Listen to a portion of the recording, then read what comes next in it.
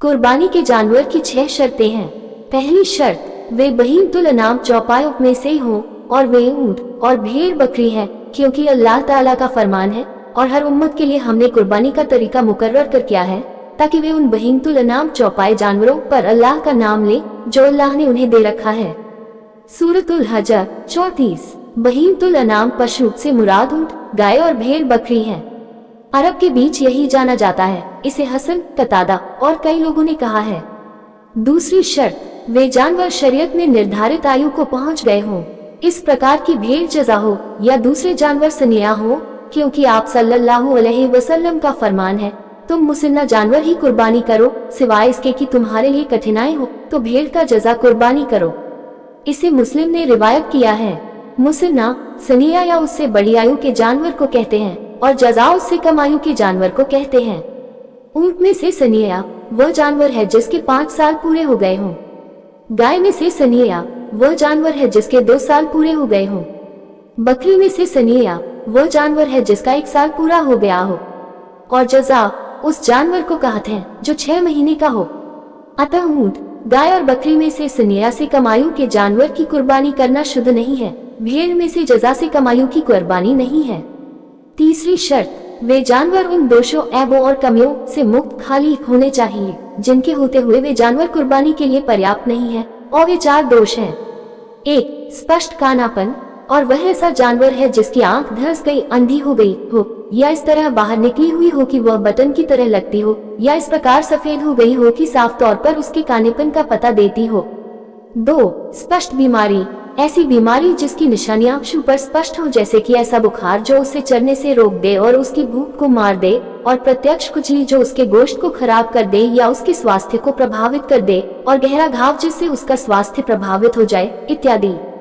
3. स्पष्ट लंगड़ापन, जो पशु को दूसरे दोषरहित पशुओं के साथ चलने से रोक दे। 4. ऐसा लंगड़ापन जो गूदा को समाप्त करने वाला हो, क्योंकि जब नबी सल्लल्लाहु अलैहि वसल्लम से प्रश्न किया गया कि कुर्बानी के जानवरों में किस चीज से बचा जाए, तो आप सल्लल्लाहु अलैहि वसल्लम ने अपने हाथ से संकेत करते हुए फरमाया, 4.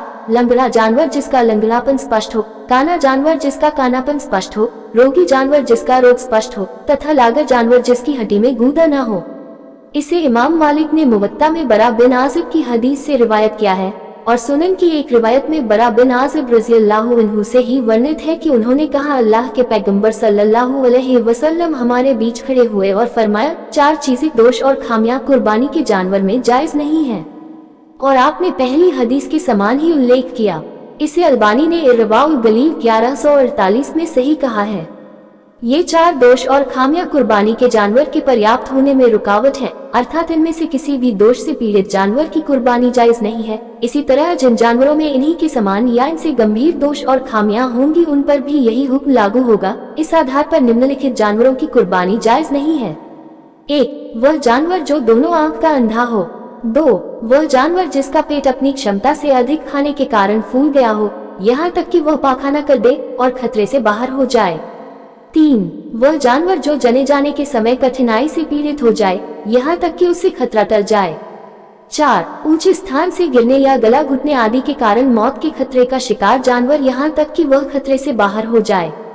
5. किसी बीमारी या दोष के कारण चलने में असमर्थ जानवर। 6. जिस जानवर का एक हाथ या एक पैर कटा हुआ हो। जब इन दोषों और खामियों को उपर्युक्त 4 नामजद मनसूस खामियों के साथ मिलाया जाए, तो उन खामियों, ऐबों की संख्या जिनके कारण कुर्बानी जायज नहीं है, 10 हो जाती है। ये 6 खामियां और जो पिछली 4 खामियों से पीड़ित हो। चौथी शर्त, वह जानवर कुर्बानी करने वाले की मिल्कियत संपत्ति हो, या शरीयत की तरफ से या मालिक की तरफ से उसे उस जानवर के बारे में अनुमति प्राप्त हो। अतः ऐसे जानवर की कुर्बानी शुद्ध नहीं है जिसका आदमी मालिक न हो, जैसे कि हड़प किया हुआ या चोरी किया हुआ या झूठे दावा द्वारा प्राप्त किया गया जानवर इत्यादि, क्योंकि अल्लाह ताला की अवज्ञा के द्वारा उसका सामीप्य और नजदीकी प्राप्त करना उचित नहीं है।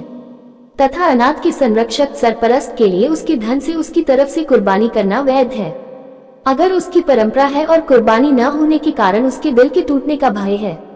तथा वकील प्रतिनिधि का अपने मुवक्किल के माल से उसकी अनुमति से कुर्बानी करना उचित है। 5वीं शर्त, उस जानवर के साथ किसी दूसरे का हक अधिकार संबंधित न हो, चुनांचे उस जानवर की कुर्बानी मान्य नहीं है जो किसी दूसरे की गिरवी हो।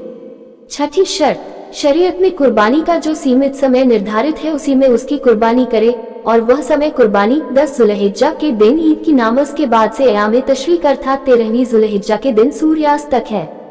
इस तरह बलिदान के दिन 4 है, नमाज के बाद से ईद का दिन और उसके बीच अतिरिक्त 3 दिन। जिसने ईद की नमाज से फारिग होने से पहले या 13वीं जुल्हिज्जा को सूरज डूबने के बाद कुर्बानी की तो उसकी कुर्बानी शुद्ध और मान्य नहीं है, क्योंकि इमाम बुखारी ने बरा बिन आज़िब रज़ियल्लाहु अन्हु से रिवायत किया है कि नबी सल्लल्लाहु अलैहि वसल्लम ने फरमाया, जिसने ईद की नमाज से पहले कुर्बानी की तो उसने अपने घर वालों के लिए गोश्त तैयार किया है और उसका धार्मिक परंपरा से कुर्बानी की इबादत से कोई संबंध नहीं है। तथा जुनदुब बिन सुफियान अल बजली रज़ियल्लाहु अन्हु से रिवायत है कि उन्होंने कहा, मैं नबी सल्लल्लाहु अलैहि वसल्लम के पास उपस्थित था जब आपने फरमाया, जिसने ईद की नमाज पढ़ने से पहले कुर्बानी कर दी वह उसके स्थान पर दूसरी कुर्बानी करे। तथा नुबैशा अल हुज़ली रज़ियल्लाहु अन्हु से रिवायत है कि उन्होंने कहा कि अल्लाह के पैगंबर सल्लल्लाहु अलैहि वसल्लम ने फरमाया, तशरीक के दिन खाने पीने और अल्लाह अज़्ज़ा व जल्ल को याद करने के दिन है। इसे मुस्लिम ने रिवायत किया है। किंतु यदि किसी कारणवश तशरीक के दिन 13 जुल्हिज्जा से विलंब हो जाए, उदाहरण के तौर पर बिना उसकी कोताही की कुर्बानी का जानवर भाग जाए और समय बीत जाने के बाद ही मिले, या किसी को कुर्बानी करने के लिए वकील प्रतिनिधि बना दे और वकील भूल जाए यहाँ तक कि कुर्बानी का समय निकल जाए, तो उज़्र के कारण समय निकलने के बाद कुर्बानी करने में कोई बात नहीं है। तथा उस आदमी पर कियास करते हुए जो नमाज से सो जाए या उसे भूल जाए तो वह सोकर उठने या उसके याद आने पर नमाज पढ़ेगा। निर्धारित समय के अंदर दिन और रात में किसी भी समय कुर्बानी करना जायज है, जबकि दिन में कुर्बानी करना श्रेष्ठ है। तथा ईद के दिन दोनों खुबों के बाद कुर्बानी करना अफजल है तथा हर दिन उसके बाद वाले दिन से श्रेष्ठ है, क्योंकि इसमें भलाई की तरफ पहल और जल्दी करना पाया जाता है। प्यारे दोस्तों, आपको ये हदीस पाक वाली जानकारी कैसी लगी कमेंट बॉक्स में जरूर बताएं। वीडियो को लाइक और आपके अपने चैनल अल-नुजतुल हिदायत को सब्सक्राइब करके बेल नोटिफिकेशन को ऑन जरूर करें, ताकि आने वाली हदीस पाक आप तक वक्त से पहुंच जाए। जज़ाकल्लाह खैर। अल्लाह हाफिज।